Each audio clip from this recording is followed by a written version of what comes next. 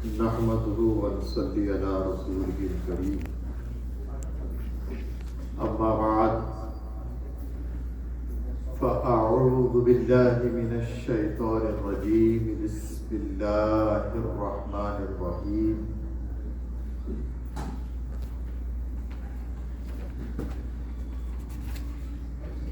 الذين ينفقون أموالهم في سبيل الله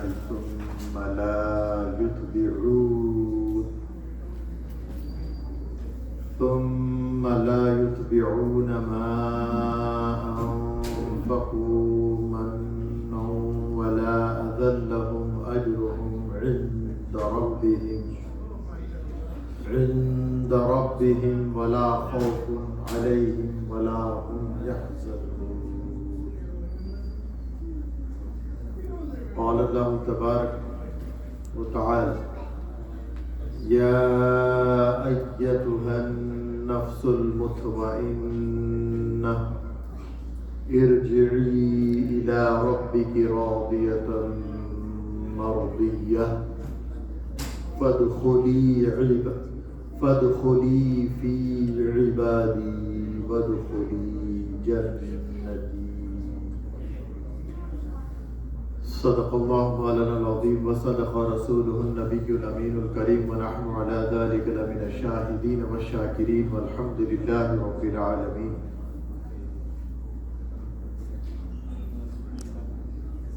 تم پہ 100 جان سے قربان رسول عربی، تم میری جان کی ہو جان رسول عربی. آپ کی وجہ سے اللہ کو سب نے جانا، ہے بڑا آپ کا احسان رسول عربی. آپ کی شان میں ہے بے ادبی بے دینی، آپ کی شان میں ہے بے ادبی بے دینی. آپ کا عشق ہے ایمان رسول عربی. اللہ تبارک و تعالیٰ کا احسان عظیم ہے. پاک پروردگار نے مجھے اور آپ کو ایک مرتبہ زندگی میں اپنے گھر مسجد گلزار مدینہ میں اس کی بارگاہ میں ہماری جبین نیاز کو جھکانے کا شرف نصیب فرمایا. عزیزان گرامی، قرآن پاک کی 2 آیات کریمہ کی تلاوت کا شرف میں نے حاصل کیا.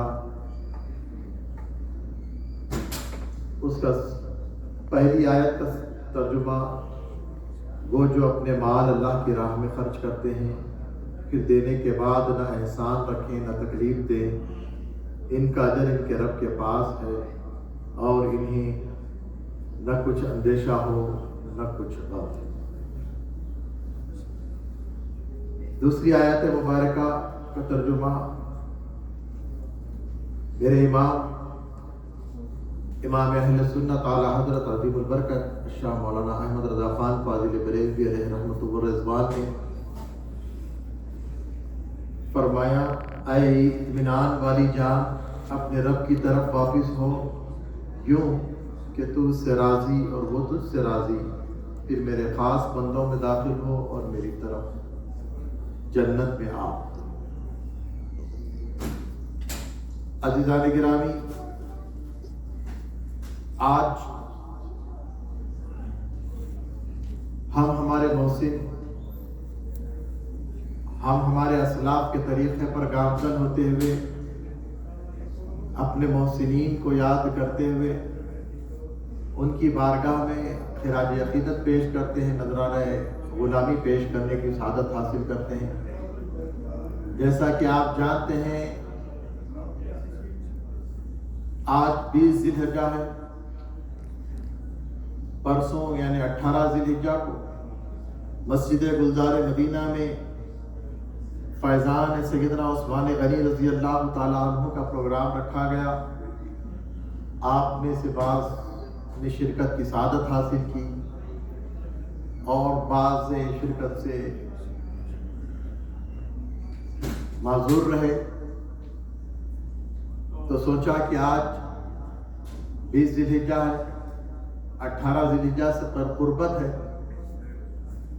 ہمارے محسن اعظم، ہمارے محسن اسلام خلیفۃ الراشد، خلیفۃ رسول اللہ، خلیفۃ المسلمین، جامع القرآن، کامل الحیاء والایمان، خلیفہ برحق، عاشق رسول اللہ، داماد مصطفیٰ، صحابی رسول،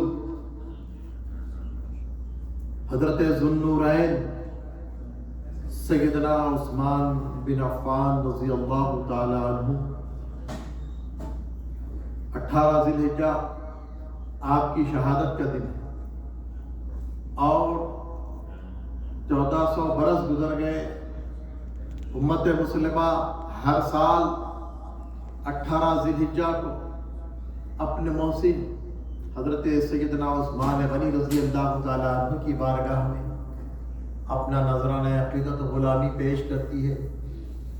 آپ کے فضائل و مناقب احادیث پاک رسول صلی اللہ علیہ وآلہ وسلم کی روشنی میں بیان کرنے کی سعادت حاصل کرتے ہیں، سننے کا شرف حاصل کرتے ہیں، اور اس طرح سنت رسول صلی اللہ علیہ وآلہ وسلم کو ادا کرنے کی ہم کوشش کرتے ہیں۔ اس فتنہ پرور دور میں آپ دیکھتے ہیں کہ بڑی بے باکی کے ساتھ انبیاء کی شان میں گستاخیاں ہو رہی، صحابہ کی شان میں گستاخیاں بکی جا رہی، اہل بیت اطہار کی شان میں اور اولیاء اللہ کی شان میں بڑی بے باکی کے ساتھ گستاخیاں بکی جا رہی۔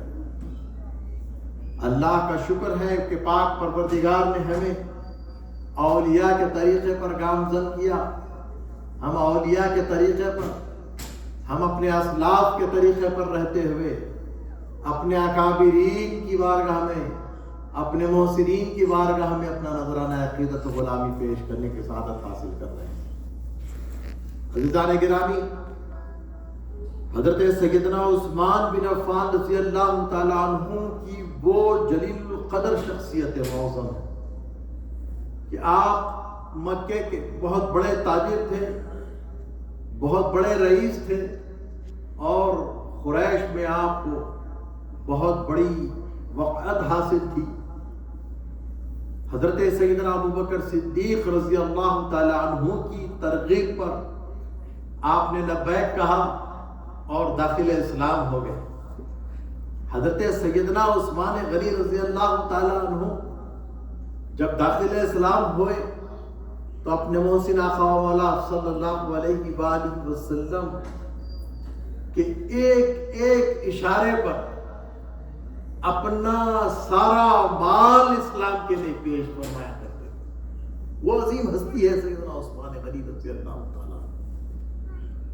عزیزان گرامی، آپ کی اسلام کے لیے بہت خدمات ہیں، جیسا کہ آپ کا لقب ہے جامع القرآن۔ یہ کتنی بڑی خدمت ہے، یہ کتنی بڑی سعادت کی بات ہے۔ یعنی آج قرآن پاک آپ کے اور میرے درمیان ہم تک پہنچا۔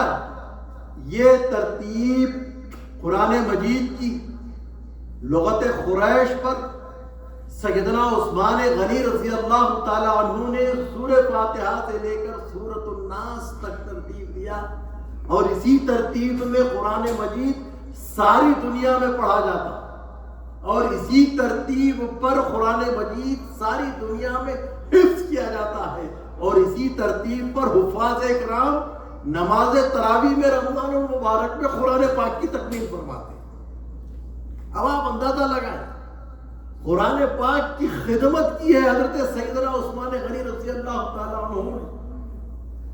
یہ جامع القرآن، یعنی قرآن کو جمع کرنے والا، آپ کی ترتیب پر قرآن آپ کے اور ہمارے درمیان ہے۔ اس سے بڑی اور شرف کی بات کیا ہوگی؟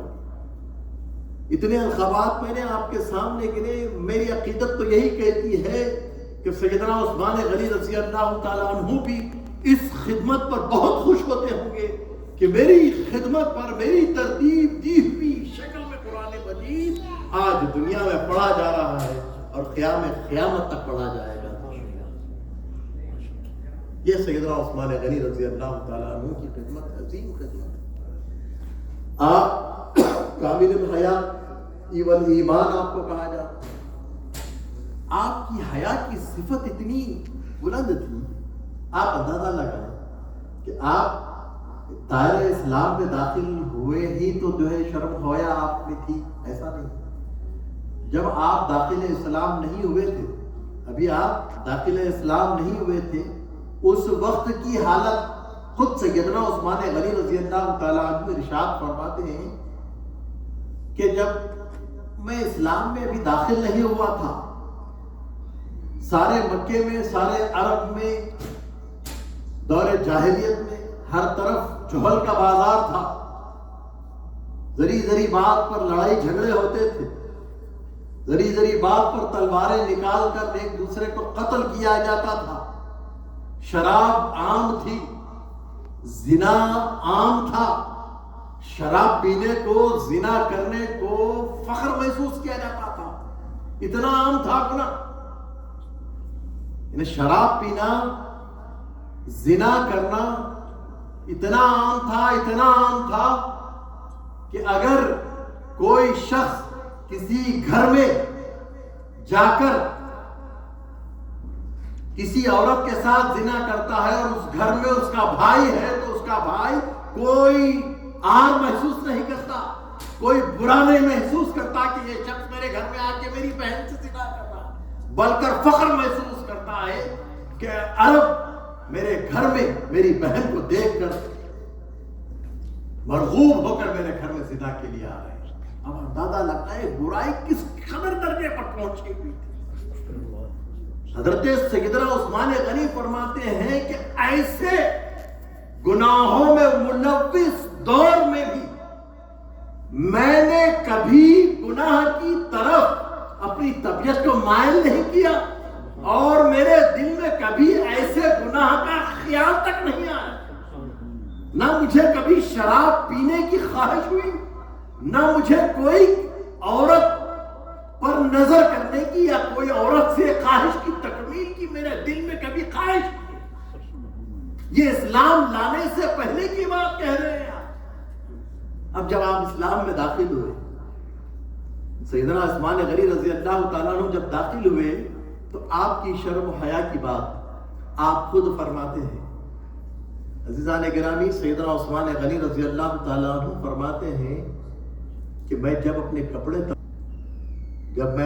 تبدیل کرتا ہوں، اپنے حجرے میں داخل ہوتا ہوں، تو میں اتنا اندھیرا کر لیتا ہوں تاکہ میں اپنی آنکھ سے اپنے جسم کو نہ دیکھوں۔ شرم و حیا کی کس درجے کی بات۔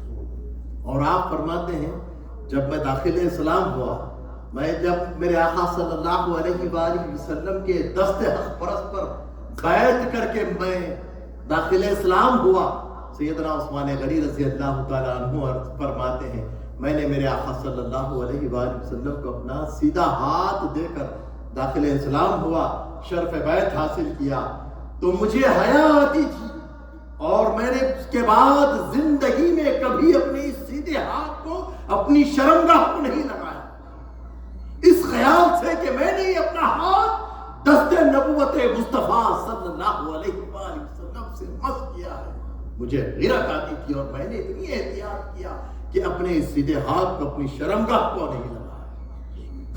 اسی لیے آپ کو کامل الحیا والایمان کہا جاتا ہے۔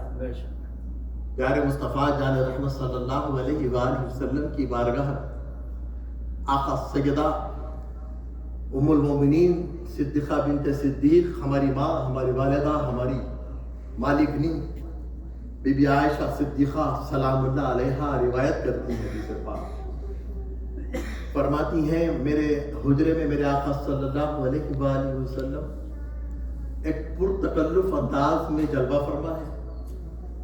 اتنے میں میرے والد حضرت سیدنا ابو بکر صدیق رضی اللہ تعالیٰ عنہ کی آمد ہوئی۔ سیدہ فرماتی ہیں میرے آقا صلی اللہ علیہ وآلہ وسلم ایک پرتکلف انداز میں بیٹھے ہوئے تھے، جلوہ فرماتے کہ کوہنی ٹیکے ہوئے اور ایک زانو بندھا ہوا اور دوسرے زانو یعنی گھٹنے مبارک کھڑی ہوئی تھی، اور میرے آقا علیہ الصلوۃ والسلام کا تہبند اٹھا ہوا تھا، پنڈلیے مبارک چمک دمک رہی تھی، نظر آ رہی تھی۔ سیدہ فرماتی ہے اس پرتکلف حالت میں میرے آقا بیٹھے ہوئے تھے، جلوہ فرما تھے کہ سیدنا ابوبکر صدیق کی آمد ہوتی ہے، آقا نے اجازت مرحمت فرمائی، سیدنا صدیق اکبر بیٹھ گئے، گفتگو جاری تھی، پھر کھٹکا ہوا، دستک ہوئی، پوچھا گیا کون ہے؟ عمر فاروق ہیں، اجازت مرحمت کی گئی، حضرت عمر فاروق رضی اللہ تعالیٰ عنہ بھی آ گئے، سیدہ فرماتی ہیں بی بی عائشہ صدیقہ سلام اللہ علیہا، میرے والد آئے، میرے آقا علیہ السلام نے اپنی حالت کو نہیں بدلا، ویسے ہی بیٹھے، گفتگو جاری رہی، سیدنا عمر فاروق تشریف لائے، اجازت دی گئی، بیٹھ گئے، گفتگو جاری تھی، میرے آقا علیہ السلام نے اپنی حیت اور حالت کو نہیں بدلا، اس کے بعد دستک ہوئی، پوچھا گیا کون ہے؟ عثمان بن عفان ہے، اجازت دی گئی اور میرے آقا علیہ السلام اٹھ کر بیٹھ گئے اور اپنی صدر کو، اپنی پنڈلی مبارک کو اپنے دامن سے ڈھانک کر اپنے آپ کو درست کیا۔ سیدنا عثمان غنی رضی اللہ تعالیٰ عنہ بھی دربار رسالت مآب صلی اللہ علیہ وسلم میں حاضر خدمت ہوتے ہیں، بیٹھ جاتے ہیں، گفتگو جاری ہوتی ہے، مجلس برخاست ہوتی ہے، چلے جاتے ہیں۔ سیدہ ام المومنین عرض کرتی ہیں، یا رسول اللہ صلی اللہ علیہ وآلہ وسلم، آپ کو میں نے ایک پرتکلف کیفیت میں ملاحظہ کیا، میرے والد گرامی آئے، آپ ویسے ہی تشریف فرما رہے، اپنی گفتگو جاری رہی، حضرت سیدنا عمر فاروق آئے، آپ ویسے ہی تشریف فرما ہوئے، اپنی حالت کو نہیں بدلا اور گفتگو جاری رہی، لیکن کیا بات ہے، میں نے اس بات کو ملاحظہ کیا کہ عثمان غنی جب تشریف لائے تو آپ نے اپنی حالت کو بدلا اور اپنی پنڈلی مبارک کو اپنے دامن سے ڈھانک لیا، یہ کیا بات ہے؟ آقا صلی اللہ علیہ وآلہ وسلم نے جواب مرحمت فرمایا، اے عائشہ، میں اس شخص سے کیسے حیا نہ کروں جس سے فرشتے حیا کرتے ہیں، میں اس شخص سے کیسے حیا نہ کروں جس سے فرشتے حیا کرتے ہیں۔ اب آپ اندازہ لگائیں کہ حضرت عثمان بن عفان رضی اللہ تعالیٰ عنہ کی ذات مبارکہ کیا عالی ذات ہے، آپ کی بہت سی خدمات ہیں عزیزان گرامی اسلام کے لیے، آپ نے کئی غلاموں کو آزاد کیا، کئی ایسے موقعوں پر اسلام کی مدد فرمائی، جب بھی آقا علیہ السلام نے ندائی کو بھیجا کہ ندا دو مدینے میں کہ اسلام کو مال کی ضرورت ہے، اسلام کو آدمیوں کی ضرورت ہے، غلاموں کی ضرورت ہے، سیدنا عثمان غنی رضی اللہ تعالیٰ عنہ نے بارہا اپنا سارا مال اسلام کی خاطر پیش کیا، اور ہر سال ہمیشہ 1400 سال سے یہ ذکر چلے آ رہا ہے، احادیث مبارکہ بھری پڑی اور قیامت تک یہ ذکر چلتے رہے گا، کیونکہ یہ ذکر مصطفیٰ صلی اللہ علیہ وآلہ وسلم، یہ زبان مصطفیٰ صلی اللہ علیہ وآلہ وسلم سے نکلنے والے مبارک ارشادات ابھی قیامت تک عمل جاری رہے گا۔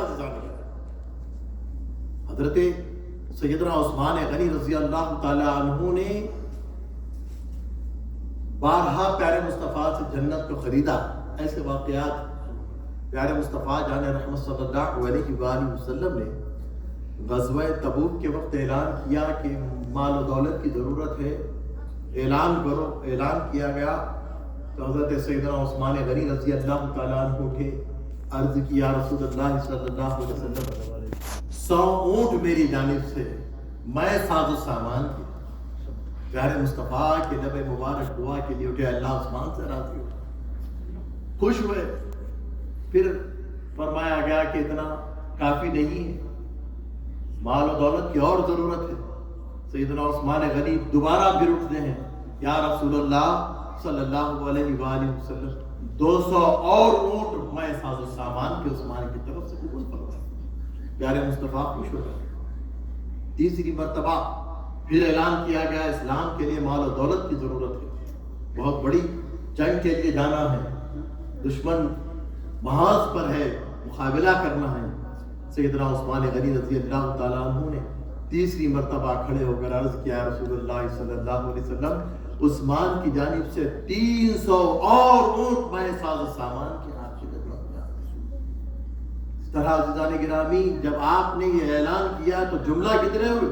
پہلی مرتبہ 100 اونٹ، دوسری مرتبہ 200 اونٹ میں ساز و سامان، 300 ہو گئے، تیسری مرتبہ عرض کی 300 اونٹ میں ساز و سامان کے، اعلان کے مطابق تو 600 اونٹ ہوئے، اور جب آپ دینے کے وقت آیا، آپ نے جب دینے کا وقت آیا، آپ کے پاس اتنا کثیر مال اور اتنی کثیر مویشی آپ کے پاس تھے، روایات میں آتا ہے آپ نے 950 اونٹ میں ساز و سامان کے اسلام کے لیے پیش کی۔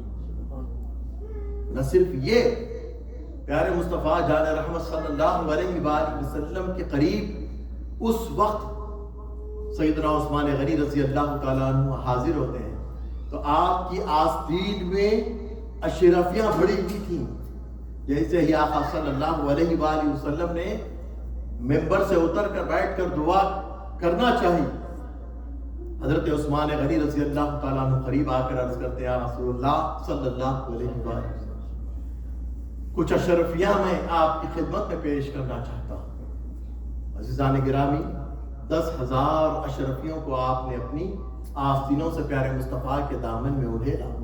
پیارے مصطفیٰ جان رحمت صلی اللہ علیہ وآلہ وسلم اپنے دست نبوت سے ان اشرفیوں کو اس طرح اڑھیلتے تھے اور مسکرا کر کہتے تھے کہ اللہ عثمان سے راضی ہے، اللہ عثمان سے راضی ہے، آج کے بعد عثمان کو کوئی عمل نقصان نہیں پہنچائے گا، آج کے بعد عثمان کو کوئی عمل نقصان نہیں پہنچائے گا۔ یہ آقا صلی اللہ علیہ وآلہ وسلم کے جان نثار صحابی ہیں، انہوں نے اسلام کی بہت خدمت کی۔ بیر روما کا واقعہ آپ تو معلوم ہے، جو کنویں والا واقعہ ہے، آپ نے خرید کر مسلمانوں کے لیے وقف کیا۔ آقا علیہ الصلوۃ والسلام نے بشارت دی تھی کہ یہ کنواں خرید کر کون ہے وہ جنت میں کنواں حاصل کرنا چاہتا ہے، تو سیدنا عثمان غنی رضی اللہ تعالیٰ عنہ نے کنواں خرید کر مسلمانوں کے لیے وقف کیا۔ عزیزان گرامی، آپ نے جنت کو بارہا پیارے مصطفیٰ سے خریدا۔ پیارے مصطفیٰ کے بہت ہی زبردست عاشق رسول، ایک مرتبہ آپ نے پیارے مصطفیٰ جان رحمت صلی اللہ علیہ وآلہ وسلم کی خدمت بابرکت میں ایک حلوہ بنا کر خدمت میں پیش کیا۔ اس وقت پیارے مصطفیٰ جان رحمت صلی اللہ علیہ وآلہ وسلم چند دن سے اختیاری فخر میں تھے، میرے آقا علیہ الصلوۃ والسلام چند دن سے کوئی کھانا وغیرہ نہیں کھائے گا۔ کچھ حالات ایسے گزرے تھے، آقا علیہ الصلوۃ والسلام نے اپنا اختیاری فخر صحابہ پر ظاہر کیا تھا۔ محنت و مشقت کے دن تھے، جنگ و جدال کے دن تھے۔ حضرت سیدنا عثمان غنی رضی اللہ تعالیٰ عنہ کو جب پتا چلا کہ میرے آقا صلی اللہ علیہ وآلہ وسلم چند دن سے کھانا نہیں کھائے ہیں، اور چہرہ مبارک کے تاثرات سے حضرت عثمان غنی نے پہچان لیا اور اپنے گھر کو آئے، اور اس وقت عرب کی مشہور ایک حلوہ، ایک ڈش تھی، فیورائٹ ڈش تھی، لذیذ ڈش تھی، اس کو تیار کر کے اس کو سجا کر تشت میں پیارے مصطفیٰ جان رحمت صلی اللہ علیہ وسلم کی بارگاہ عالیہ میں پیش کیا۔ پیارے مصطفیٰ خوش ہوئے، پیارے مصطفیٰ خوش ہوئے، اور الفاظ پر قربان جائے عزیزان گرامی، سماعت فرمائیں۔ پیارے مصطفیٰ نے خوش ہو کر ارشاد فرمایا، دعا دی اور اللہ سے ارگزار ہوئے، اے اللہ، تیرا بندہ عثمان تجھے راضی کرنے کے لیے کیسی کیسی ادائیں کرتا ہے۔ دادا لگا ہے، خدمت مصطفیٰ ہو رہی ہے، پیارے مصطفیٰ عرض کر رہے مالک و مولا، تیرا بندہ عثمان تجھے راضی کرنے کے لیے کیسی کیسی ادائیں کرتا ہے۔ اب آپ اندازہ لگائیں، سیدنا عثمان غنی رضی اللہ تعالیٰ عنہ ہر وقت پیارے مصطفیٰ جان رحمت صلی اللہ علیہ وسلم خوشنودی کی خاطر اپنا جان، مال اور اپنا سب کچھ پیارے مصطفیٰ کی اوپر نچھار کرتے تھے، دعائیں لیتے تھے۔ بارہا جنت کو خریدا، خادم قرآن ہے، خادم اسلام ہے، اور ہمارے محسن اعظم ہے۔ ہر سال اہل ایمان، اہل اسلام آپ کی بارگاہ میں خراج عقیدت پیش کرتے ہیں۔ ایک شبہ کا ازالہ کرنا ضروری سمجھتا ہوں کہ اس فتنہ پرور دور میں عزیزان گرامی، سوشل میڈیا کا زور ہے، آپ دیکھ رہے ہیں، کئی چینلز چل رہے ہیں، سوشل میڈیا پر پروگرامز ہوتے ہیں، پروپیگنڈے ہوتے ہیں، یہ بھی آپ کو میسیجز آتے ہیں، یہ بھی آپ کو شیئرز آتے ہیں کہ حضرت سیدنا عثمان غنی رضی اللہ تعالیٰ عنہ کے فضائل و مناقب پر علماء کے بیانات آتے ہیں، احادیث کوٹ کر کر آپ کے مناقب کو بیان کیا جاتا ہے، وہ شیئرز آپ کے سامنے آتے ہیں۔ لیکن ساتھ ساتھ عزیزان گرامی، آپ بخوبی واقف ہیں کہ اس سوشل میڈیا پلیٹ فارم کے ذریعے سے ہی حضرت سیدنا عثمان غنی رضی اللہ تعالیٰ عنہ کی بارگاہ میں آپ کی شان میں بے باکی سے گستاخیاں بھی کی جا رہی ہیں. ہم تمام صحابہ کے ماننے، ہم اہل سنت و جماعت ہیں. اہل سنت و جماعت کا معیار یاد رکھ لیں آپ. اہل سنت و جماعت کا معیار یہ ہے کہ ہم پیارے مصطفیٰ جان رحمت صلی اللہ علیہ وآلہ وسلم کی خاطر تمام صحابہ سے محبت کرتے ہیں، تمام صحابہ کا ادب احترام اور تعظیم بجا لاتے ہیں، اور پیارے مصطفیٰ جان رحمت صلی اللہ علیہ وآلہ وسلم کی محبت اور خوشنودی ہی کی خاطر ہم تمام اہل بیت اطہار کا محبت کرتے ہیں. تمام اہل بیت اطہار کی فضیلت کے ہم قائل ہیں، ان کا ادب اور تعظیم بجا لاتے ہیں. محبت، ادب اور تعظیم بھی پیارے مصطفیٰ کی محبت کے تعظیم ہے. اہل سنت جماعت اسی کو کہتے ہیں. اہل سنت جماعت اس کو نہیں کہتے کہ صحابہ سے محبت کریں، اہل بیت سے نفاق کا اظہار کریں. یہ اہل سنت جماعت کا طریقہ نہیں ہے، یہ کوئی اور ہوگا. یاد رکھیں، ہر صحابی کا ادب کرنا امت مسلمہ پر فرض ہے، اس وجہ سے کہ یہ صحابی رسول ہے. ان کا ادب ہم پر لازم ہے. ہم کو کوئی بحث مباحثے میں جانے کی ضرورت، ہمیں ہمارے اسلاف کو دیکھ لیں. آپ ایکس وائی زی کوئی آپ کو کوٹ کرتا ہے، شیئر کرتا ہے، میسج کرتا ہے، آپ ایک لمحے کے لیے یہ غور کرو، کیا یہ فکر، یہ دعوت، یہ عقیدہ میرے خواجہ غریب نواز سرکار نے دیا؟ یہ عقیدہ، یہ فکر، یہ دعوت کیا میرے داتا گنج بخش علی حجیری رضی اللہ تعالیٰ عنہ نے دیا؟